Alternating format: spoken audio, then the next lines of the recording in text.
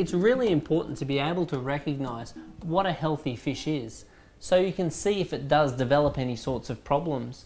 And you should be checking your fish regularly to make sure their eyes are clear, their fins are clear, there's no sorts of bacterial or parasitic infections on the body of the fish. And that's really important when you're actually purchasing the fish. You need to start with good healthy fish. Make sure the fish is not moving erratically or is having trouble maintaining its position in the water column. One of the best ways of protecting yourself against problems with your fish is the 1 month rule. Basically what the 1 month rule is, introduce a few fish to your aquarium, then leave it 1 month. What that 1 month rule does is allow that time for the bacteria to stabilize and for the parasites to stabilize. Now what I mean by the bacteria stabilizing is that the new fish produce waste, and we need time for the bacteria to establish to break down the waste from the new fish. If you put your fish in too quickly, there's not enough bacteria from the waste from the fish, and then your fish will surely die. And as far as parasitic stabilization is concerned, every single fish, every single human, every single animal contains parasites, and we call them pathogens.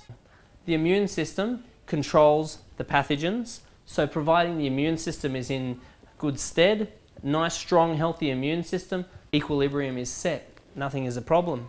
On the other hand, when you relocate the fish from one aquarium to another, the fish inevitably gets stressed.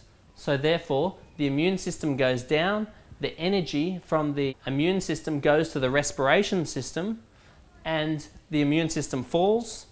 Therefore, the pathogens are able to multiply because the antigens can't keep up with the pathogens. The pathogens then spread, they go out into the environment, they reduplicate on a hard surface, and they come back by the hundreds of thousands looking for a new host. That's why if you have a fish-only aquarium, which is basically no corals or anything like that, then you can put copper-based medications into the aquarium, which can help to kill these little dinoflagellates.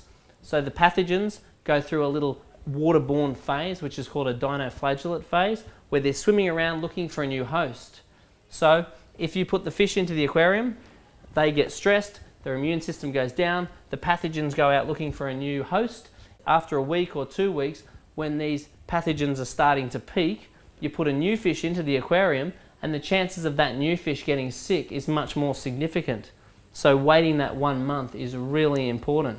Other tools such as UV sterilizers will also help to control these pathogens. The concerns with parasites are really a lot more in a reef aquarium than a fish-only tank, because in a fish-only tank there's a lot more medications that you've got available for if you do get that sort of problem. If you do get parasites or bacteria, there's plenty of medications on the market which are quite effective. I still advise the 1 month rule for fish-only tanks, but there's a lot more leniency as far as the medications are concerned, with medications like copper, which are quite effective for killing various parasites, which are very much an issue in a saltwater tank with corals, not so much an issue with the saltwater tank without corals.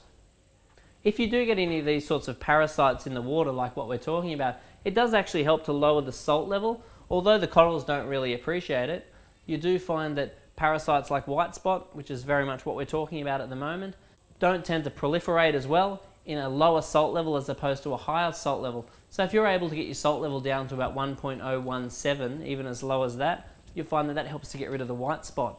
A lot of your dealers do run lower salt, so when you're purchasing fish regularly, or if you've got a fish-only tank, it is worth running your salt level a little bit lower, but the corals actually prefer it higher, so just bear that in mind. So besides parasites, the other main thing you've really got to look out for is bacterial infection.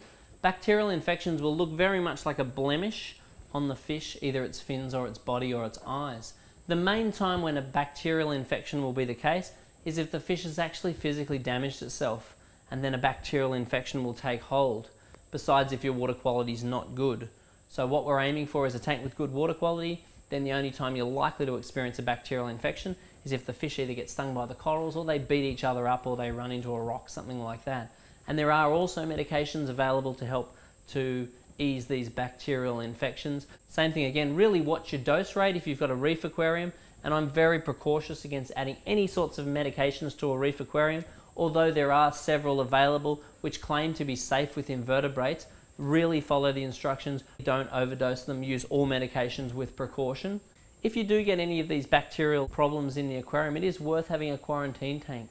So you can just pop that fish out, put him in the quarantine tank, dose him up correctly, same with if he had any sort of parasitic infection, therefore we're not risking the reef aquarium.